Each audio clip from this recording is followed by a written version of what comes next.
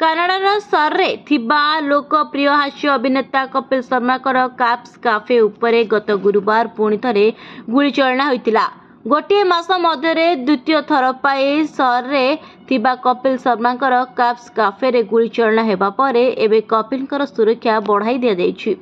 Mumbai police तांकर सुरक्षा बढ़ाई थिबार जणा पड़िछि। पूर्वरु तांकु केते सुरक्षा मिलुतिला एवं एबे केते सुरक्षा बढ़ा जायछि ताहा सामना को आसी नाही। तेबे आक्रमण पछरे लॉरेंस बिश्नोई गैंग रो हाथ थिबा सामना को आसीछि।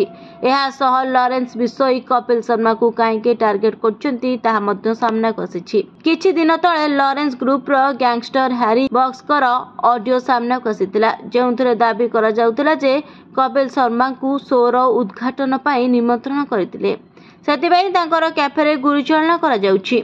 आउरी मध्य कुआ जाउतिला जे जिए सलमान का सह काम करिबो से मरिबो। हैरी बॉक्स रो धमक देई कहिथिले जे पूर्वरु एवं एबे कपिल शर्मा रेस्टोरेंट उपरे एथिपाई गुली माड़ होइछि, कारण से सलमान खान को नेटफ्लिक्स रो शो रो उद्घाटन पाई निमंत्रण करथिले। परवर्ती समय रे जदि कोनोसी निर्देशक प्रयोजक कलाकार ताको सह काम करते तेबे चेतावनी परिवर्ते सीधा सड़क गुली सेमानकर छाती रे बाजिबो।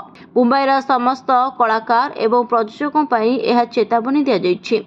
आमे मुंबई रो परिवेश को एते नष्ट कर देबु जे तुमे माने निज जीवन रे केबे भी भाबी रथिबे।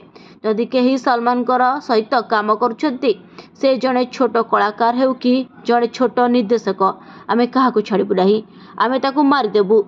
जदि केही सलमान खान को सहित काम करिबो तेबे से निज मृत्यु पाई निजे दायी रहिबो। रिपोर्ट न्यूज दुनिया।